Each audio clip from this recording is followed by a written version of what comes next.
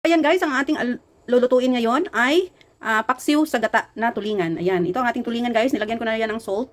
At syempre itong ating onion, garlic, ginger, may ating suka, black pepper, laurel, chicken powder, and ating gata. So ayan guys, ang ating ingredients for today.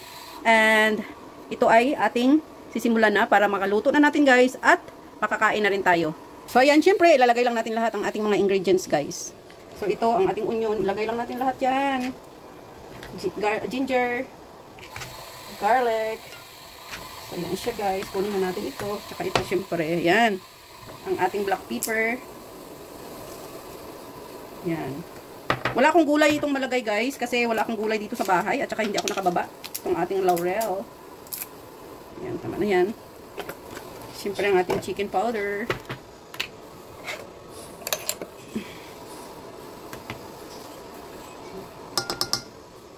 Isang maliit lang kutsarita. Ayan. So, ayan, syempre, ang ating gata, mamaya na natin ilalagay yan, guys, pag maluto na ang ating paksiw. So, syempre, ang ating suka. Ayan. Ayan. Puro suka lagay natin, guys. So, ayan, ubos ng ating suka. Last na lang pala to. So, bibili tayo ulit. So, ayan, guys, isasalang na natin. Ayan, guys, pakuluan lang natin yan, guys. Dagdagan ko pala ng konti yung salt kasi mamaya pag may gata na, tamang-tama lang yun talaga yung lasa niya. Ayan. So, ayan. See you later, guys. At takpan na muna natin, guys, para maluto ang ating paksiw na tulingan. So, ayan, guys. Tingnan na natin kung tuyo na siya. Ayan.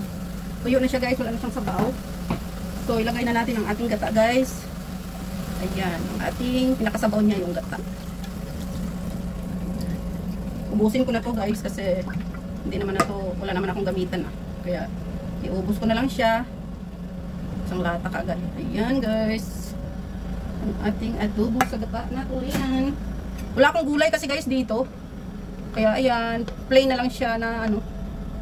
Tapos sili, wala din kasi hindi na ako bumaba eh. Ayan guys. Hindi na ako nagbaba ng bahay, nga magbili pa. Kung ano lang dito sa bahay, yun na lang. So ayan guys, ang ating masarap na ulam for today. Tulingan. Paksiw sa gata. Ayan nga, malapot na. Pakuluan lang natin yan saglit guys. At so ayan na guys, ang ating tulingan adobo sa gata. Ayan. Dami ang sabaw ko guys kasi inuubos ko na yung isang lata.